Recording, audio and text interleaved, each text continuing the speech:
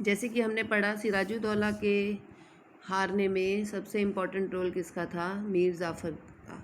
मीर जाफ़र के धोखे के कारण ही सिराजुद्दौला हार गए थे, जो कि बैटल ऑफ पलासी था। बैटल ऑफ पलासी के बाद सिराजुद्दौला को नेचुरल सी बात है असैसिनेट कर लिया गया और मीर जाफ़र को नवाब बना दिया गया था, जैसे कि आप पढ़ रहे हो यहाँ पे। फिर company was still unwilling to take over the responsibility, लेकिन कंपनी अभी भी एडमिनिस्ट्रेशन अपने हाथों में नहीं रखना चाहती थी, क्योंकि उनको ये लगता था कि अगर हम एडमिनिस्ट्रेशन अपने हाथों में रखेंगे तो अपना प्राइम जो ऑब्जेक्टिव है हमारा, हम उसको पूरा, ये देखो लिखा हुआ है प्राइम ऑब्जेक्टिव, तो हम उसको पूरा नहीं कर पाएंगे।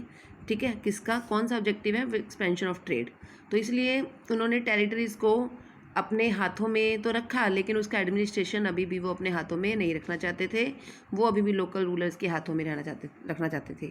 ठीक है, और वो चाहते थे कि जो नवाब्स हैं वो पपेट्स की तरह, मतलब कि कठपुतली की तरह उनके हाथों की काम करें।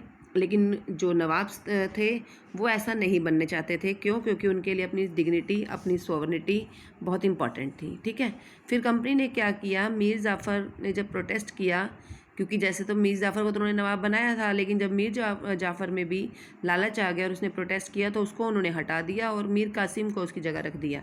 मीर कासिम ने भी उसके बाद उनको लालच में आ गया वो भी, और उसको तो वो भी थोड़ा सा उसमें आ गया, लालच में आ गया, तो उससे उन्हें हटाना था। और उसको हटाने के उसमें ही बक्सर का 1764 में वॉर हुआ था, जिसमें मीर कासिम हार गया था। जो नवाब मीर कासिम था हार गया था।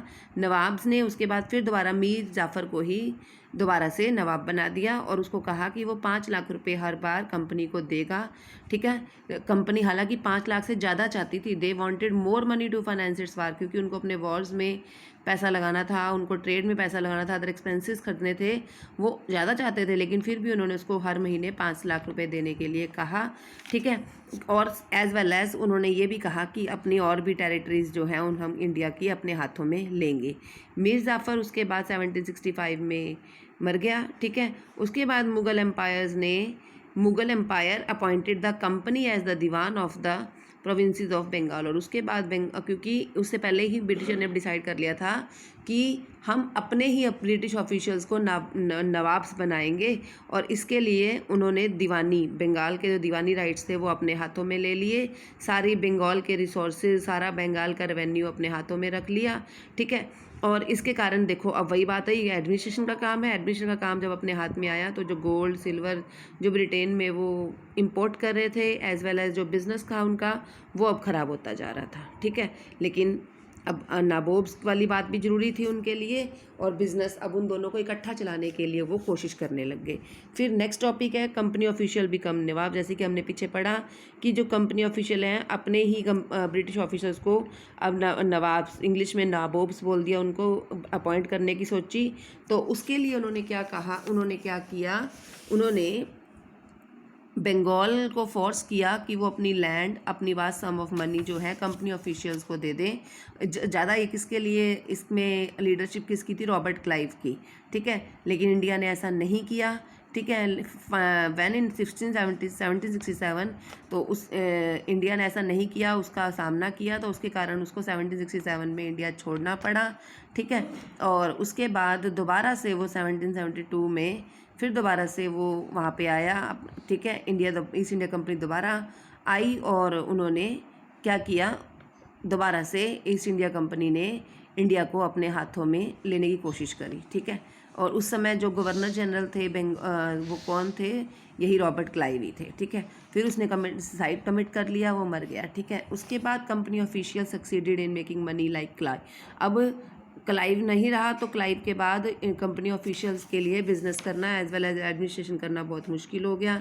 ठीक है, वो अपनी कंफर्टेबल लाइफ नहीं जी पा रहे थे। जो वो नाबोब्स थे, मतलब जो वहाँ के अब ब्रिटिशर्स नवाब थे, वो जिनको हम anglicised version of Indian word नवाब लिखा हुआ है, वो जो हैं अब जो हैं ब्रिटिश का सोशल पॉइंट ऑफ व्यू से भी हरासमेंट करने की सोचते हैं। अब कंपनी का रूल एक्सपेंड होने लग गया। कंपनी ने मैक्सिमम टेरिटरीज़ को अनेक्स कर लिया। 1757 से लेके 1857 तक कंपनी ने सारी की सारी मैक्सिमम टेरिटरीज़ को अनेक्स कर लिया, मतलब अपनी तरफ मिला लिया। और अब कंपनी का पॉलिटिकल, इकोनॉमिक, देखो डिप्लोमेटिक, हर मेथड से उन्होंने किंगडम को अपने हाथों में कर लिया। अब कंपनी ने इंडियन स्टेट्स में अपने रेजिडेंट्स, ठीक है, रेजिडेंट्स अपॉइंट किए जो कि कमर्शियल एजेंट होते हैं, जो कि स्पेशली कंपनी के इंटरेस्ट के लिए ही काम करते हैं। कंपनी के इंटरनल अफेयर्स को भी देखेंगे, एज वेल एज कंपनी ने जो इंडियन स्टेट्स को अपने हाथों में लिया उनके अफेयर्स को भी देखेंगे, सारा काम वो करेंगे। उनके चलते कंपनी ने अब यहाँ पे जब अपना रूल एक्सपेंड करना था तो उस रूल को एक्सपेंड करने के लिए पहली पॉलिसी चलाई, सब्सिडरी अलायंस की पॉलिसी। सब्सिडरी अलायंस की पॉलिसी में क्या किया उन्होंने, they are not allowed to have independent armed forces. Indians को, इसके अंदर इंडियंस को अलाउड नहीं था कि वो अपनी आर्म्ड फोर्सेस रखें। आर्म्ड फोर्सेस का मतलब वो अपनी प्रोटेक्शन के लिए आर्मी नहीं रख सकते, और अगर उनको कभी प्रोटेक्शन की जरूरत है तो दे हैड टू पे फॉर द सब्सिडरी फोर्सेस। तो वो कंपनी के पास आएंगे, ईस्ट इंडिया कंपनी के पास, और ईस्ट इंडिया कंपनी उनकी प्रोटेक्शन करेगी और उसके बदले में उनसे जो पेमेंट लेगी that is called the subsidiary force. और अगर कोई रूलर पेमेंट नहीं करेगा तो उसकी पार्ट ऑफ टेरिटरी को पेनल्टी की फॉर्म में ले लिया जाएगा।